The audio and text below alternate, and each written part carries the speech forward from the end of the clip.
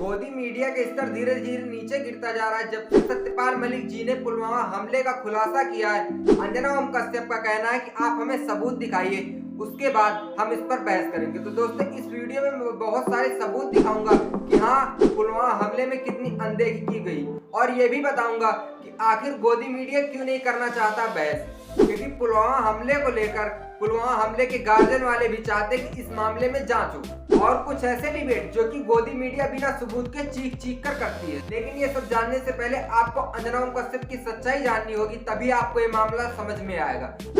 अगर आप Twitter account पे जाके इनकी फॉलोइंग को देखेंगे तो ऐसे लोगों को फॉलो करती है जो भाजपा या आरएसएस से जुड़े हैं या जो हिंदू मुस्लिम करते हैं, सिर्फ कुछ थोड़े बहुत ही लोगों को छोड़कर। और अगर हम बात करें अंजना ओम कश्यप की ट्वीट की, तो ये ऐसे ट्वीट करती हैं जिसमें इन्हें सरकार की तरफ से वाहवाही मिले, जैसे इन्होंने IMF का ट्वीट किया। लेकिन अगर हम बात करें बेरोजगारी की, भुखमरी की और खुशहाली की, लेकिन इस चीजों पर ये कभी ट्वीट नहीं करती हैं, क्योंकि ये चीजें अभी हाल ही में बहुत ही डाउन आई। कभी कभी ये रिपोर्टिंग करते करते भाजपा का प्रचार करने लगती हैं। वहीं रोज शाम में शो चलता है हल्ला बोल अंजना ओम कश्यप, जो कि चलाती हैं। अगर आप इसमें 20 दिन का शो देखें तो जिसमें से 10 दिन अतीक अहमद की खबर चलाई गई हल्ला बोल को लेकर, और वहीं 10 दिन की अगर हम बात करें तो जिसमें हिंदू मुस्लिम और बीजेपी कांग्रेस।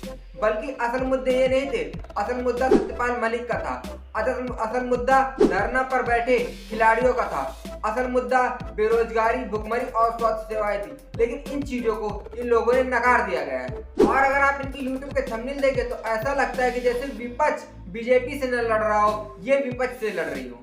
और इनका अत्यधिक काम है कि जो विपक्ष के प्रवक्ता हैं उनसे लड़ना।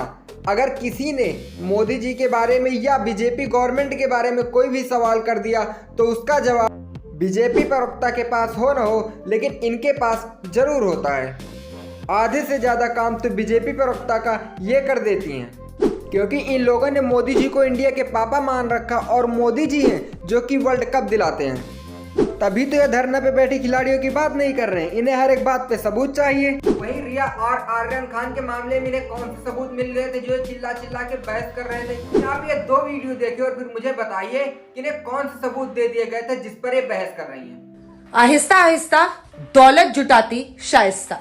आज रात 8 बजे स्पेशल रिपोर्ट में हम आपको दिखाएंगे कि कैसे अतीक अहमद की मौत के बाद शाइस्ता उसकी तमाम जो भी प्रॉपर्टी है उसको अपने नाम करा रही है। दिल्ली के मुख्यमंत्री अरविंद केजरीवाल के घर की मरम्मत में बीजेपी का आरोप है कि 45 करोड़ रुपए खर्च हुए। अब वो आम आदमी पार्टी के भ्रष्टाचार और अरविंद केजरीवाल की पुरानी सादगी के शपथ को याद दिलाते हुए गंभीर आरोप लगा रहे हैं। वहीं दूसरी तरफ आम आदमी पार्टी का ये कहना है कि मरम्मत में सिर्फ 30 करोड़ रुपए खर्च हुए हैं, और वो एक एक करके आंकड़े गिरा रहे हैं और पूछ रहे हैं कि सेंट्रल विस्टा से लेकर पीएम आवास पर क्यों खर्च हुए इतने पैसे।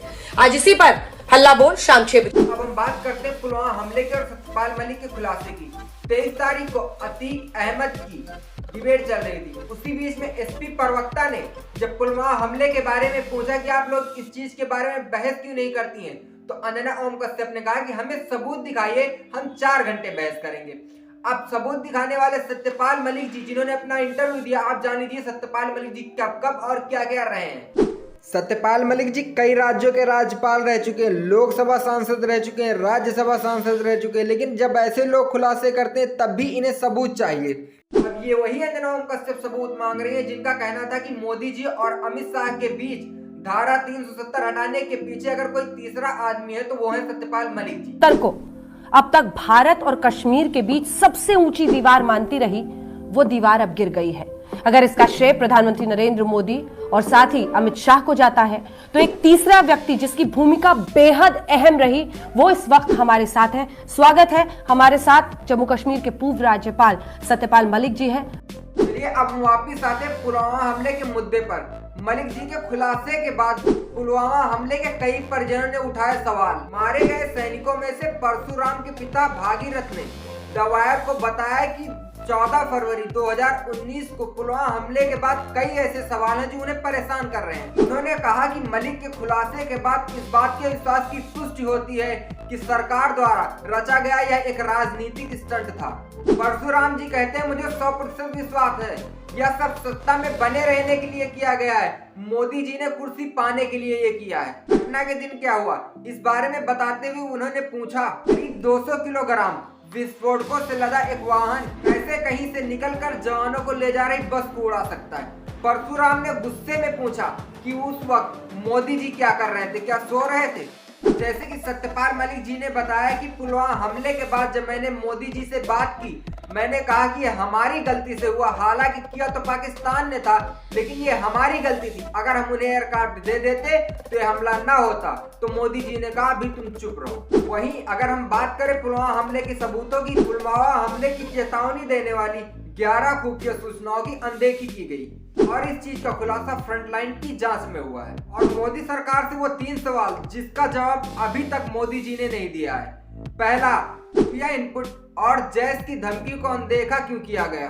दूसरा, जवानों को एयरक्राफ्ट क्यों नहीं दिया गया। और तीसरा, 200 किलोग्राम आतंकियों को आरडीएक्स कैसे मिला और जांच कहां तक पहुंची।